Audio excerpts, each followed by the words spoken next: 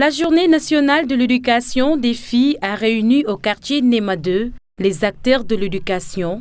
Il s'est agi de célébrer cette journée dédiée aux jeunes filles sous le thème de l'amélioration des conditions d'études des filles. La Journée nationale de l'éducation des filles a été institutionnalisée par décret en 2006.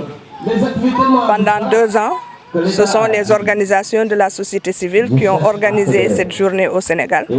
C'est en 2008, avec la création du cadre de coordination des interventions en faveur de l'éducation des filles au ministère de l'Éducation nationale, qu'on a pris l'initiative de célébrer cette journée, que le ministère s'engage, invite les acteurs à une journée de réflexion, un moment fort de communication sur la problématique de l'éducation des filles au Sénégal.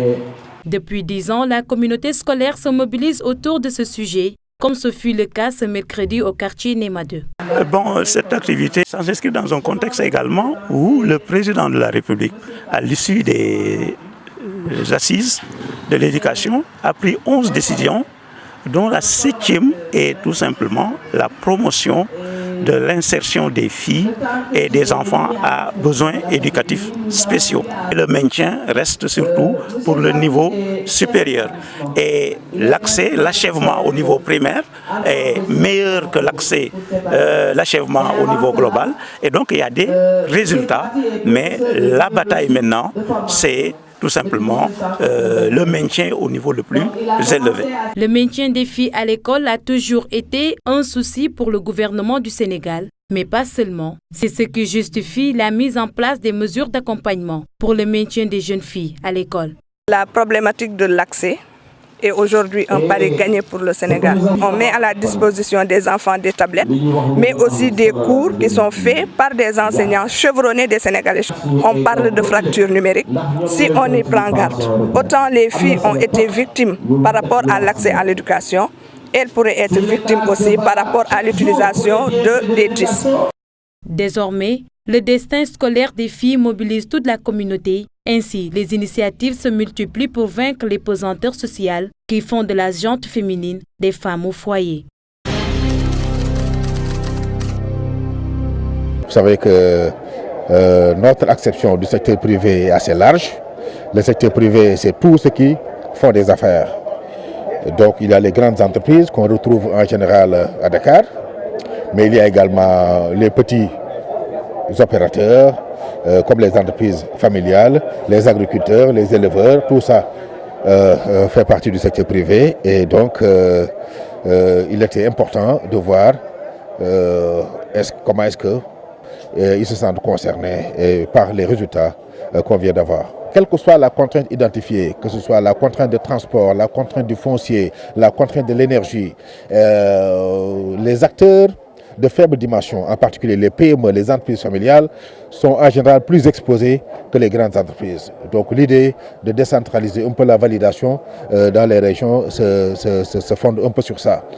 Les contraintes majeures qu'on a identifiées, qui sont des contraintes rédhibitoires et qui gênent tous les segments du secteur privé, c'est essentiellement l'énergie, c'est les impôts, c'est la douane, c'est l'exécution des contrats, c'est le code du travail. Pour les PME en général, elles sont moins exposées parce que simplement elles les ignorent. Actuellement, nous sommes dans une phase de formulation. Donc le genre qui doit tenir en compte les besoins pratiques, les besoins spécifiques et les intérêts stratégiques de tous les groupes cibles. L'inclusion sociale, il ne faut pas qu'il y ait des laissés pour compte, aussi bien les personnes vivant avec un handicap que les jeunes sans emploi, que les femmes vulnérables. Donc tout ce groupe-là doit être pris en compte dans le cadre de l'analyse genre et inclusion sociale. Donc quand nous avons commencé la phase d'analyse de contraintes, nous avons quand même été dans les régions, aussi bien au niveau central que la région nord, région sud, pour discuter avec les femmes, discuter avec les jeunes, pour voir leurs difficultés, leurs contraintes. Et on s'est basé aussi sur des études, sur des données quantitatives qui montrent que la pauvreté, elle est rurale, elle est féminine et les jeunes au Sénégal.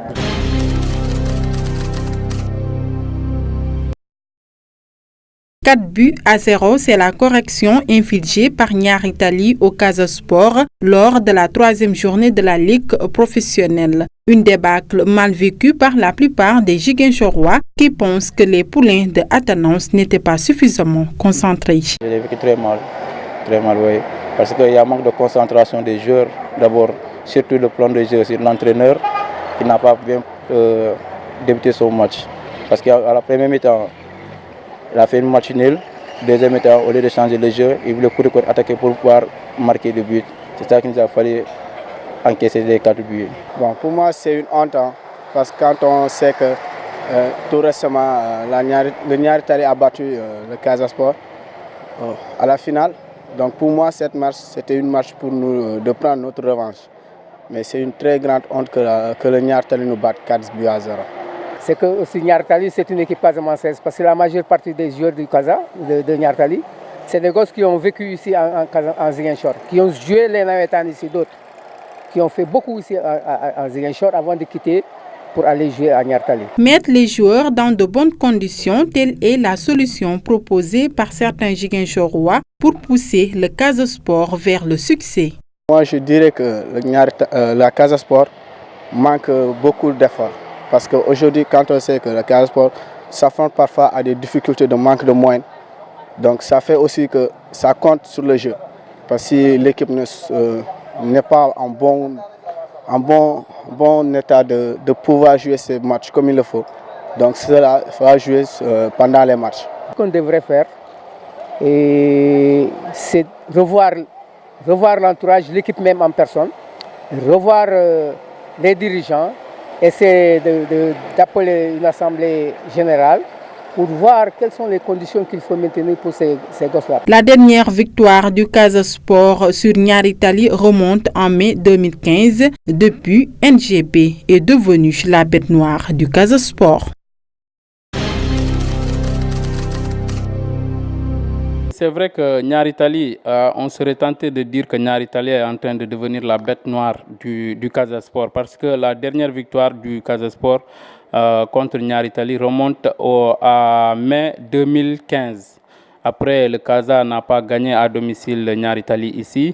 Le Casa a perdu l'année dernière la finale de la Coupe du Sénégal, 3 buts à 0 dans les mêmes circonstances face à Niary Tally. Aujourd'hui encore, c'est 4 buts à 0. Je pense que cette équipe de Niary Tally est en train de créer une psychose dans la tête de ces joueurs du Casa Sport. Mais le Casa a intérêt à très vite trouver des solutions dans ce comportement de la défense du Casa Sport. Et l'autre enseignement, c'est que les joueurs, durant cette rencontre, après le premier but, chaque joueur a voulu régler le problème à sa manière et ça a été fatal. Il faut que les joueurs soient un peu plus collectifs si l'équipe veut aller loin, parce qu'on connaît le Casa Sport avec ses jeux collectifs, avec ses jeux alléchants. Sur les Clinton, sur la torture, sur le réchauffement climatique, c'est un Donald Trump moins extrémiste qui a répondu au New York Times ce mardi. Le président élu des États-Unis s'est rendu en personne au siège du quotidien qu'il cible régulièrement dans sa critique des médias pourris. Un entretien qu'il a d'ailleurs annulé sur Twitter le matin même, puis reprogrammé. L'interview est à paraître ce mercredi, mais les journalistes du Times ont tweeté en direct les réponses de Donald Trump, qui a par exemple assuré ne pas vouloir poursuivre Hillary Clinton en justice et garder l'esprit ouvert sur les accords de Paris sur le climat, revenant ou nuançant systématiquement les déclarations faites pendant sa campagne. La normalisation des relations se dessine entre le milliardaire et les journalistes.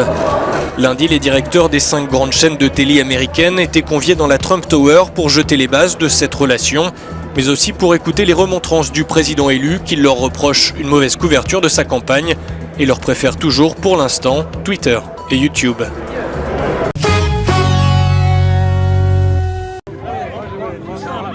Après s'être affrontés sur les questions économiques et de société, les deux candidats toujours en lice dans la primaire de la droite s'affrontent sur la politique étrangère et plus particulièrement sur les liens qu'ils comptent entretenir avec la Russie. Parler avec la Russie, ça n'est pas être béni oui-oui. C'est dire des vérités. On n'annexe pas un morceau de pays voisin en violation de toutes les règles internationales. C'est ce qu'il a fait sur la Crimée. Quand on signe des accords, comme l'accord de Minsk pour rétablir la concorde en Ukraine, on le respecte. Certes, il y a des faiblesses du côté de Kiev, mais on sait aussi que la Russie attise les choses du côté des séparatistes ou des indépendantistes ukrainiens. Si Alain Juppé n'a jamais caché qu'il souhaitait maintenir le dialogue avec le président russe, François Fillon est lui un ami personnel de Vladimir Poutine, un ami à qui il reproche de soutenir Bachar al-Assad en Syrie. J'entends les amis de mon concurrent me soupçonner de vouloir renouer avec la Russie une relation normale, faite de franchise et de coopération. Eh bien, je les laisse à leur circonvolution. Moi, je prendrai tous les moyens pour protéger les Français et j'utiliserai tous les pays volontaires pour abattre l'État islamique.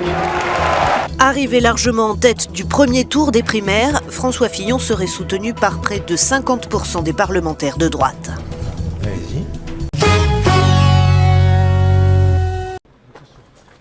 La Côte d'Ivoire ne quittera pas la Cour pénale internationale. C'est ce qu'a déclaré à la presse le président ivoirien Alassane Ouattara au sortir d'une audience avec le président français François Hollande mardi à l'Élysée. Ce sont des décisions souveraines, mais la Côte d'Ivoire ne quittera pas la CPI. Et je pense que la plupart des pays sont dans cette volonté. Il s'agit de lutter contre l'impunité. C'est de notre intérêt.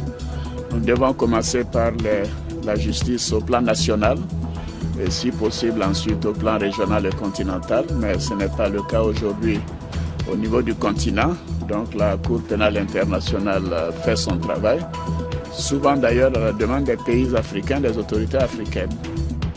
La déclaration du président ivoirien fait référence à la décision du Burundi, de l'Afrique du Sud et de la Gambie de quitter la CPI. La coopération bilatérale, la réduction de la dette et la lutte contre le terrorisme étaient au centre de son entretien avec François Hollande. Alassane Ouattara a par ailleurs jugé courageuse la décision de Nicolas Sarkozy de se retirer de la vie politique.